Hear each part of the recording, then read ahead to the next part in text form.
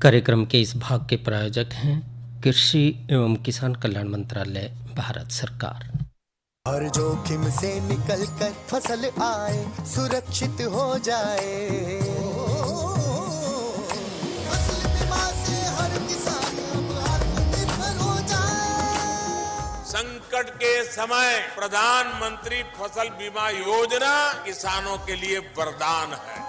अब सूखा पड़े या बाढ़ आ जाए कोई डर नहीं, अब ओले पड़े या कीट पतंगे फसल खा जाए कोई फिक्र नहीं, क्योंकि हमने लिया है प्रधानमंत्री फसल बीमा। बुआई से फसल कटाई तक हर जोखिम का दावा, न्यूनतम प्रीमियम पर अधिकतम भुगतान का वादा। योजना से हर साल जुड़ रहे हैं 5 करोड़ से ज्यादा किसान। अब आपकी है बारी। नजदीकी कृषि कार्यालय, सहकारी समिति, बैंक शाखा, अधिकृत बीमा कंपनी या जन सेवा केंद्र में स्वेच्छा से करा सकते हैं पंजीकरण। फसल बीमा पोर्टल या फसल बीमा ऐप द्वारा भी कराया जा सकता है पंजीकरण। प्रधानमंत्री फसल बीमा योजना, आपकी फसलों का संपूर्ण सुरक्षा कवच। कृषि एवं किसान कल्याण मंत्रालय, भारत सरकार। कार्यक्रम किसान वाणी सुननिए सारे बण भाइयों ने अनिल भाई राज्य की औरते राम। किसान भाइयों, सब्जियों का अगर जिक्र करें तो सब्जी हमारे जो रोज़ का जो खाना है उसमें बहुत ज़रूरी है। ख़ास तौर पर अगर बात करें तो जो हरी पत्तेदार सब्जियां हैं, सब्जी कोई भी है, चाहे उसमें भिंडी, तोरी, करेला, तो करेले का जिक्र आया है तो फिर क्यों ना आज करेले के बारे में बता दें। करेले के बारे में 2 बात बहुत ही चर्चित हैं, मान्य हैं। बोला एक तो करेला और ऊपर से नीम चढ़ा, यानी कि करेला और नीम जो है वो दोनों ही गुणों की खान हैं। चाहे आप नीम ले लो चाहे करेला ले लो, लेकिन करेले की तो हम सब्जी बना सकें, नीम की सब्जी नहीं बना सकते। इसलिए नीम को हम दातन के रूप में, उसके जो छोटे छोटे पत्ते हैं उनको खा के, कई आयुर्वेदिक के अंदर नीम का जो है बहुत महत्व है, बहुत उपयोग में आवा है नीम।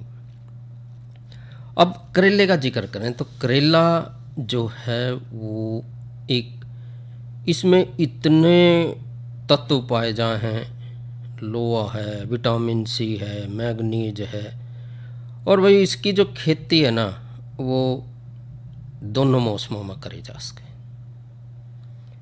खरीफ में भी और जायद में भी। उन्नत किस्मों का अगर जिक्र करें तो भाई उन्नत किस्में जो करेले में है वो है कोयम्बटूर लौंग, यानी कि कोयम्बटूर लांबा।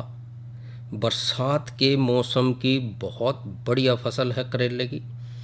पौधों का जो जमाव है वो भी अच्छा हो जाए है और काफ़ी संख्या में जो है इसमें फल आ जाए।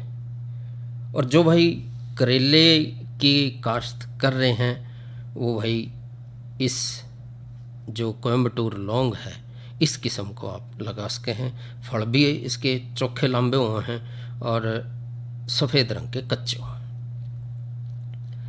दूसरी किस्म का अगर जिक्र करें तो दूसरी किस्म है पूसा 2 मौसमी।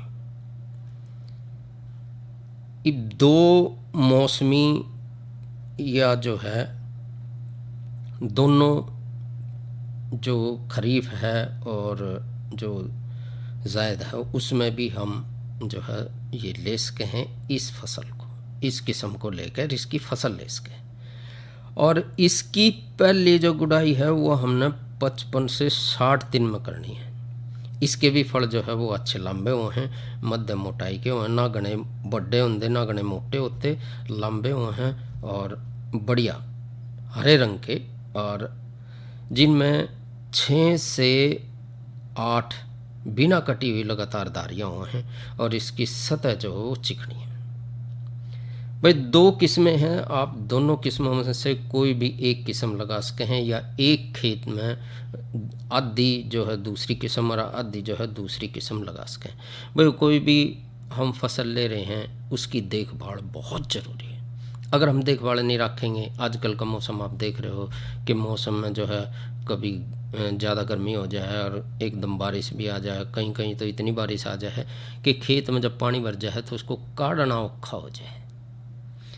इसलिए जो आप सब्जियों में ख़ास तौर पे भिंडी है, करेला है, कोई भी सब्जी आप लगा रहे हैं तो सब्जियों में निराई गुड़ाई का और पानी का ध्यान रखना। पानी खड़ा नहीं होना चाहिए। अगर खेत में पानी खड़ा हो गया तो आप जानो हो कि किस तरह से आप उस कई डाल की जो बीमारियां हैं वो उसमें खेत में पनप जाएंगी। बिजाई का जो टाइम है वो खरीफ की मौसम के लिए बहुत बढ़िया चल रहा है, यानी कि इस समय आप करेले की जो बिजाई है वो कर सके हैं, बेड बना सके हैं और इसकी जो सैया बना कर और उस पे जो है इस टाइम पौधे जो है वो उगा सकें। और बीज की मात्रा का जिक्र करें तो वो बीज जो है 1 एकड़ के लिए 1.5 से 2 किलोग्राम जो बीज काफ़ी रहेगा। बिजाई की जो विधि है वो आप सब जाने हैं, लेकिन फिर भी मोटे तौर पर अगर बात करें तो बीज को 1.5 मीटर चौड़ी उठी हुई क्यारियों में नालियों के किनारों पर लगाया जाए।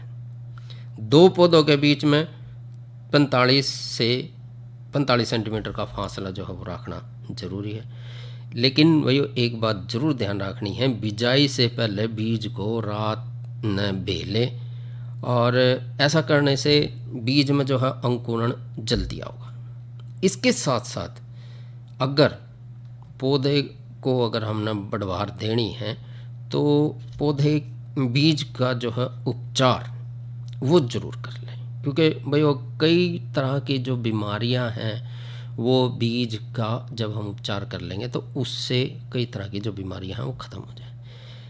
और ख़ास तौर पर जैसे जड़ गलन है या कोई फफूंद है कहीं से आ गई है, तो अगर हम बीज का उपचार कर लेंगे तो बीज में से जो वो फफूंद है या वो दूसरी जो बीज को नुकसान पहुंचाने वाले, पौधे को नुकसान पहुंचाने वाले जो है वो ख़त्म हो जाएंगे। तो जहाँ भी आप बिजाई कर रहे हैं तो 2 बीज या 3 बीज आप जो है उस जगह लगाएं, ताकि एक बीज अगर ख़त्म भी हो जाए है, मर जाए है, तो दूसरा जो है वो स्वस्थ पौधा जो है हम उसमें से ले सके हैं और दूसरे को हम नष्ट कर सकें।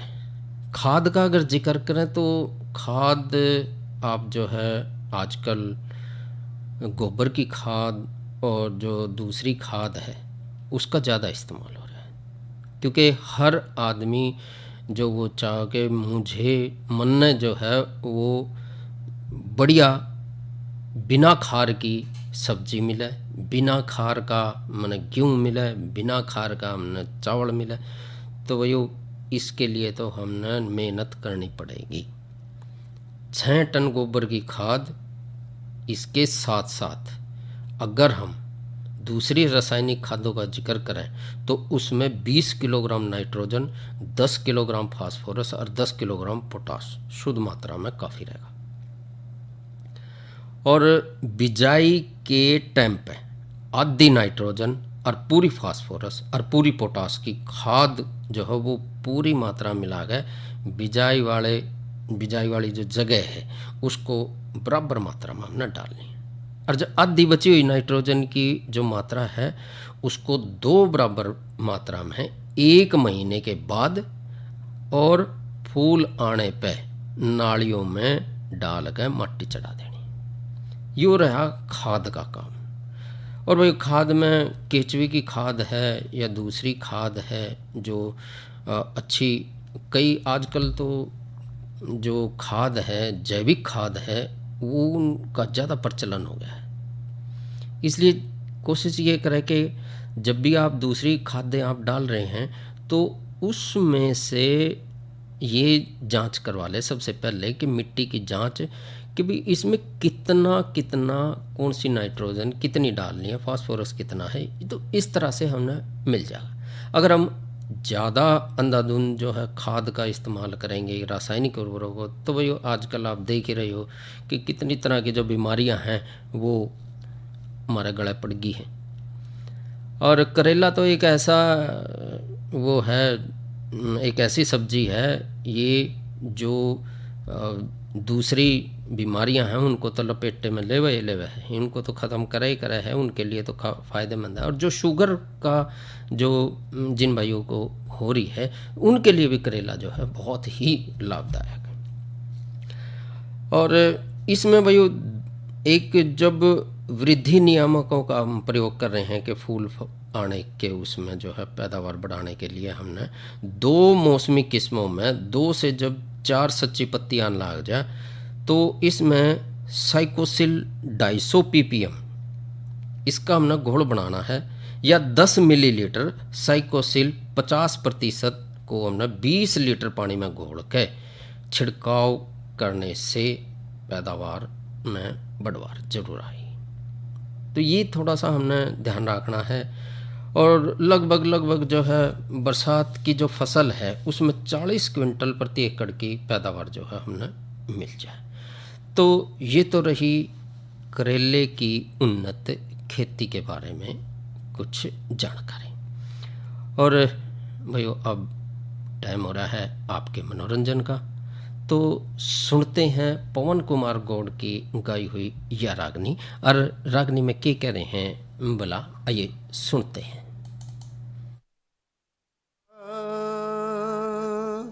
हेरे वाणी में रस होना चाहिए, क्रोध दूर भागे से रे,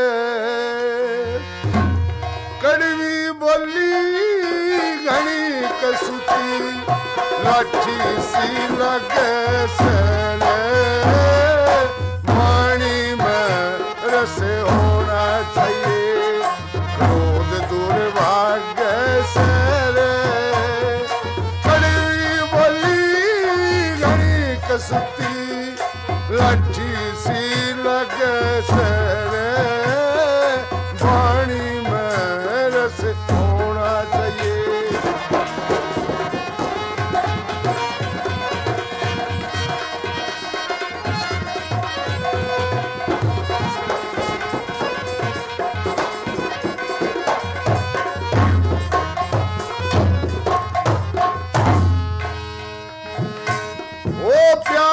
भाषा पशु भी समझे वो भी प्यारा हो जा, राह चलता कोई साथी मिल जा, ठीक सहारा हो जा, मिठा बोले टोटे के में ठीक गुजारा हो जा, जिब्बे का तो घर कुण बेटे रहना न्यारा हो जा, नू बोली से दागे से रे, कड़वी बोली घनी कसुती लाठी सी लगे से रे, पानी में रस होना चाहिए।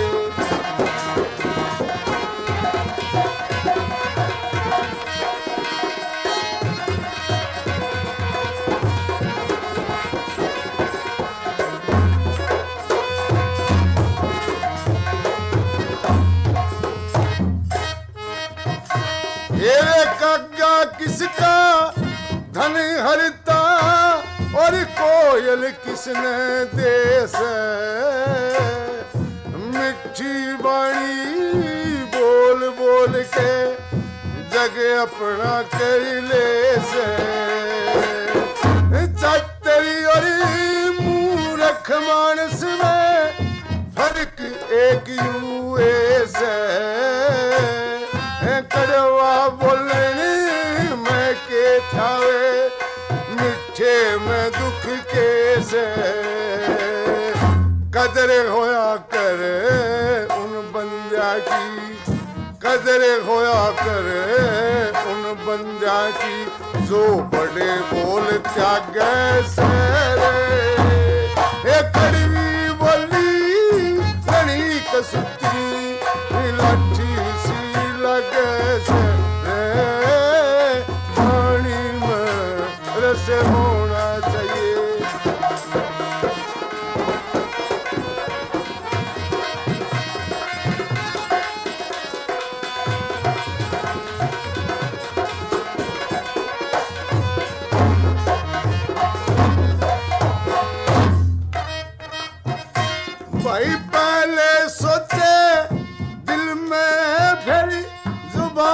खोलनी चाहिए, जिसने जैसी अच्छी लगे वैसी बात बोलनी चाहिए। पर त्रिया और पर धन पैना नीत डोलनी चाहिए। धर्मराज के नरजे में हर बात तोलनी चाहिए। पिछली करनी इब भुगते, पिछली करनी इब भुगते, और इब करी आगे सर। कड़वी बोली कड़ी कसुती लाठी सी लगे सर। पानी में रस होना चाहिए।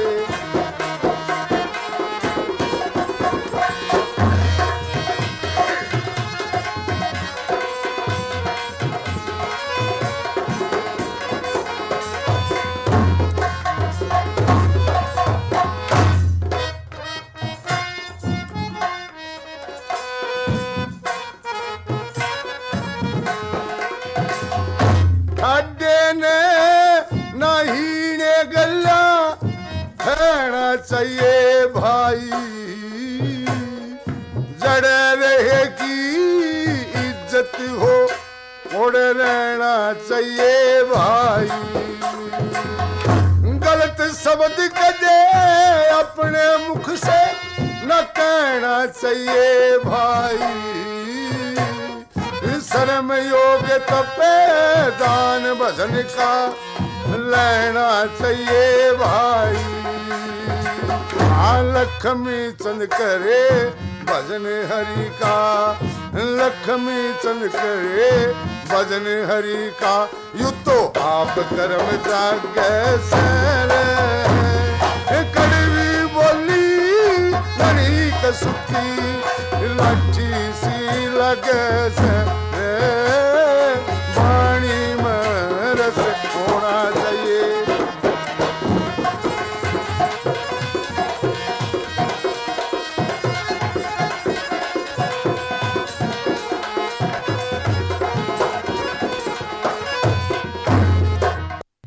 वाणी में रस होना चाहिए। ये थे पवन कुमार गौड़ और साथी। और करेले का हमने जिक्र करा, तो करेला और वाणी तो दोनों में जो है वही मिठास जो है वो आवेगा कड़े थे। करेले में तो जब आओगा जब हम बनावांगे, और बोलेंगे तो वाणी में मिठास भी आओगा। तो इसलिए मीठा बोलो और बढ़िया बोलो। और अब जो है वो ले लेते हैं अगला, जो आज की नसीहत में हम जिक्र करेंगे, खरीफ फसलों में उर्वरकों का प्रबंध। भाई उर्वरक जो है हमने उसी समय डालने चाहिए जब हम अपने खेत की मिट्टी की जांच करा लें।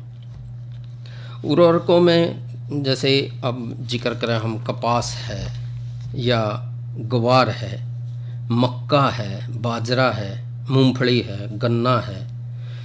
और इसमें हमने ये देखना चाहिए कि किस्में कौन सी हैं।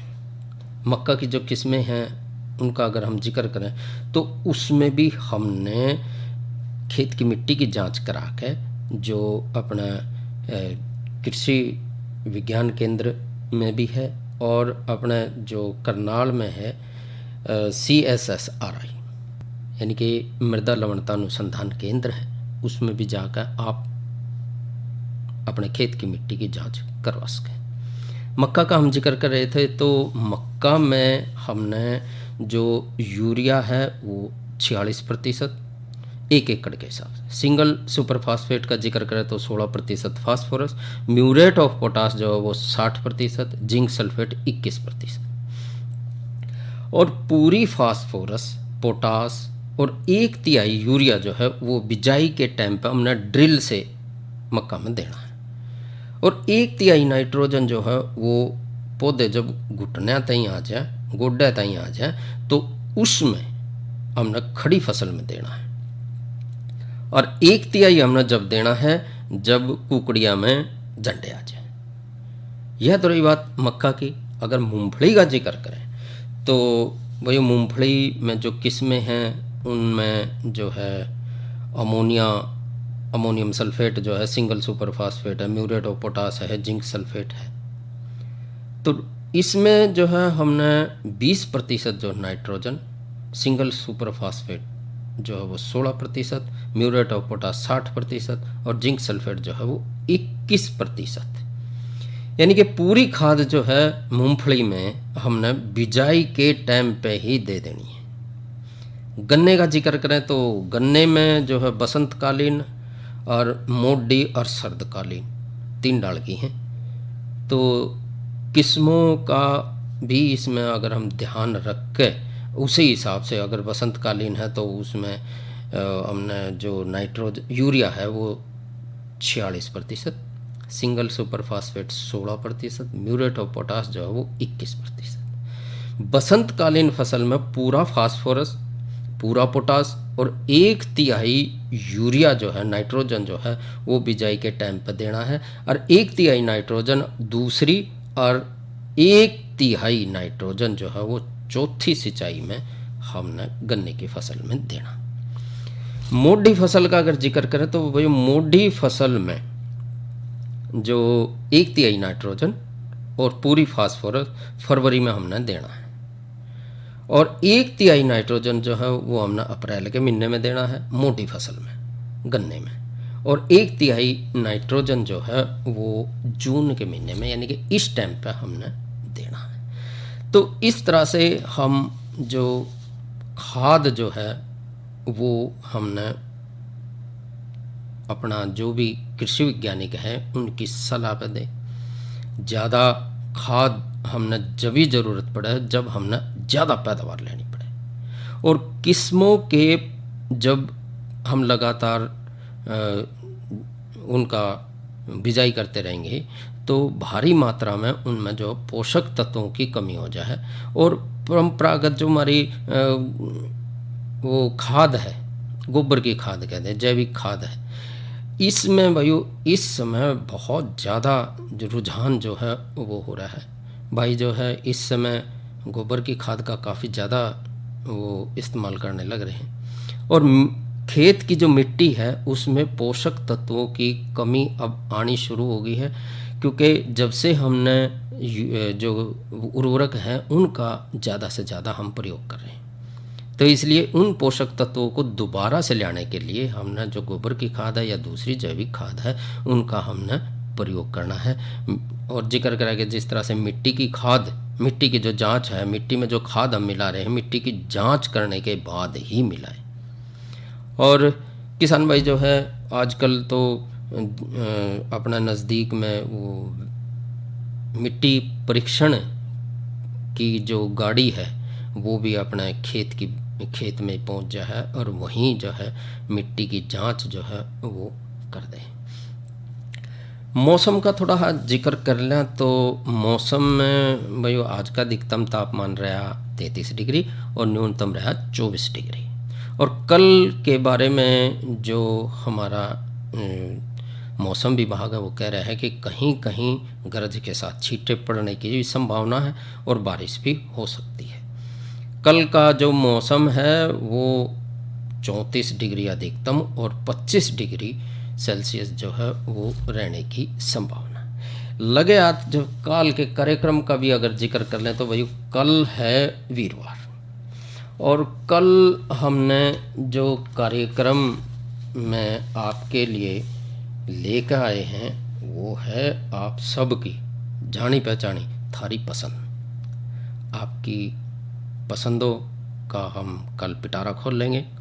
आपके जो पत्र हैं वो आए हैं उनको हम पढ़ेंगे, और आप जो है और भी ज़्यादा से ज़्यादा पत्र जो है वो हमने लिखें, थारी पसंद जो है वो लिखें, ताकि हम आपकी पसंद की जो रागनी है या गीत हैं और वो हम आपको ज़्यादा से ज़्यादा सुनवा सकें और आपका मनोरंजन जो है वो करवा सकें। इसके अलावा भाइयों अगर आप कार्यक्रम में अपना कोई विचार, कोई सुझाव या कोई ऐसा कार्यक्रम में कोई त्रुटि है या फेरबदल करना चाहते हैं तो आप हमारे कार्यक्रम में पत्र भी लिख सकते हैं।